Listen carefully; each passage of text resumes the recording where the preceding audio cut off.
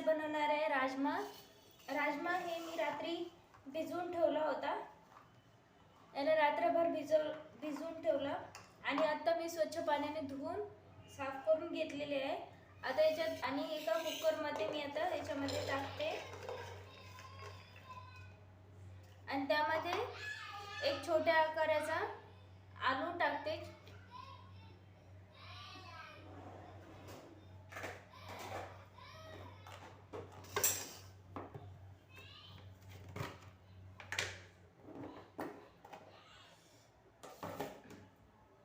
आणि थोडीशी हळद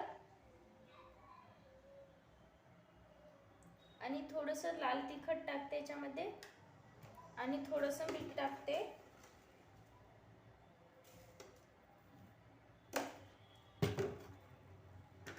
आणि पाणी टाकून देते।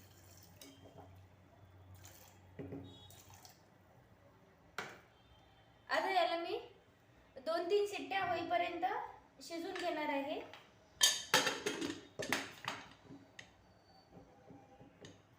एक मिक्सरचं भांडे घेतलेलं आहे आणि मी इथे एक टोमॅटो चिरून घेतला आणि कांदा पण चिरून घेतला।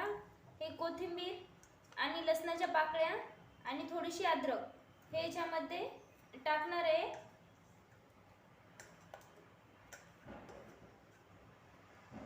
आणि याला बारीक करून घ्यायचं। हे बघा आपले मस्त राजमा शिजलेला आहे। तर याला आता आपण फोडणी टाकू। कढईमध्ये तेल टाकते आता।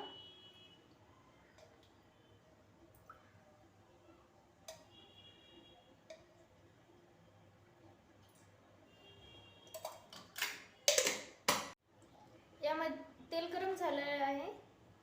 यामध्ये थोडंसं जिरं टाकते।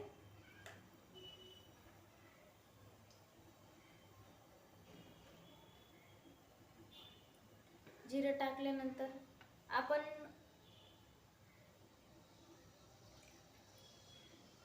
आपण ते बारीक केलेलं मिश्रण याच्यामध्ये टाकू। कांदा, टोमॅटो, अद्रक, लसूण, कोथिंबीर याचं हे मिश्रण आहे बारीक केलेलं। तर हे याच्यामध्ये टाकलेलं आहे मी।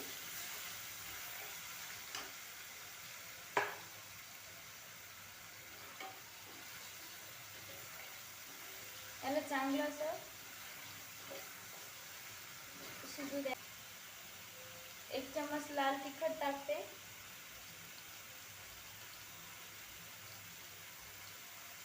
थोडासा काळा मसाला टाकते, थोडी हळद आणि इथे कढीपत्ता टाकते थोडासा आणि मिक्स करून घेते।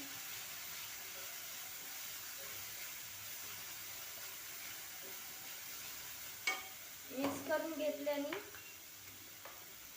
आपल्याला थोडंसं मीठ टाकायचं आहे, जास्त नाही, कारण आपण शिजताना टाकलेलं आहे।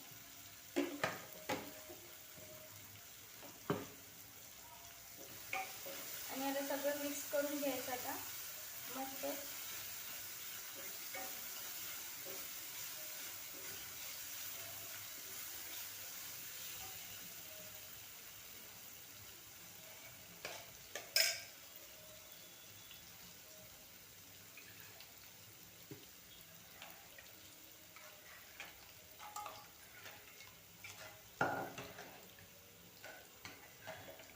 आता याच्यात मी राजमा ॲड करणार आहे।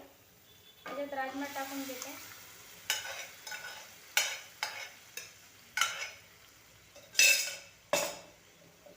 आणि मस्त असं फिरवून घ्यायचं। थोडंसं पाणी ॲड करते, थोडंसं जास्त घट्ट होईल।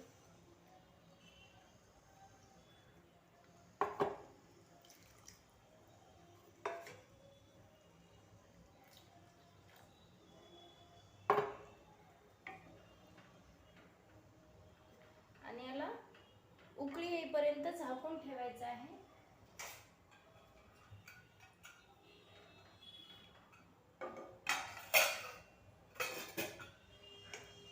चांगली उकळी येईपर्यंत झाकून ठेवते. बघा मस्त अशी उकळी आलेली आहे आपल्या भाजीला. आपला राजमा तयार झालेला आहे. तुम्हाला जर माझी रेसिपी आवडली असेल तर लाईक करा, कमेंट करा आणि शेअर करा आणि सबस्क्राईब करा. बघा मस्त झालेलं आहे.